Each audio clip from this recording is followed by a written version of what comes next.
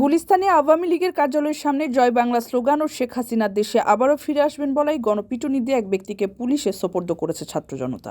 রোববার বেলা 12:15টার দিকে ওই ব্যক্তি এসে স্লোগান দিলে তাকে গণপিটুনি দেওয়া হয়। পরে পুলিশের হাতে সোপর্দ করে জনতা। আওয়ামী লীগের কর্মী সন্দেহে গুলিস্তানের 6 জনের বেশি এই মারধরের শিকার হয়েছেন বলে জানা গেছে। এদিন সকাল থেকে আওয়ামী লীগের দলীয় কার্যালয়ের সামনে বিএনপির শতাধিক নেতাকর্মী অবস্থান নেন। এই সময় সেখানে আসা কয়েকজনকে আওয়ামী লীগের কর্মী সন্দেহে মারধর করা হয়। মারধরের পর তাদের আইন শৃঙ্খলা রক্ষাকারী বাহিনীর হাতে তুলে দেন তারা। পরে পুলিশ তাদের আটক করে নিয়ে যায়। তবে তাৎক্ষণিকভাবে আটক ব্যক্তিদের নাম পরিচয় জানা যায়নি।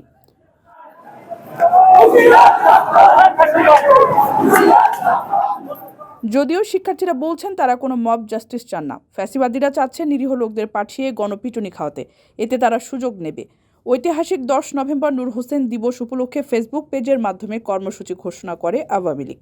এই ঘোষণায় তাদের কর্মসূচি প্রতিহত করতে বঙ্গবন্ধু অ্যাভিনিউয়ে আওয়ামী লীগের কেন্দ্রীয় কার্যালয়ের সামনে সকাল থেকে অবস্থান নিয়েছে বিএনপি নেতাকর্মীরা।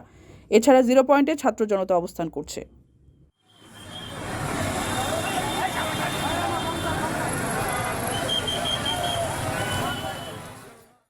কারো কাছে স্বপ্ন পূরণ, কারো আনন্দের উপলক্ষ, আবার কারো জীবন পাল্টে দেওয়ার মুহূর্ত, কখনো জীবন বাঁচাতে সর্বোচ্চ গতিতে উড়ে চলা, কারো আবেগের শেষ মুহূর্ত, আপনজনের শেষ বিদায়ে শামিল হওয়া। এমন সব ইচ্ছে পূরণে সর্বনিম্ন ভাড়ায় দ্রুতগতির বাহন প্রবাসীর হেলিকপ্টার। আপনার প্রয়োজনে যোগাযোগ করুন আমাদের হটলাইনে।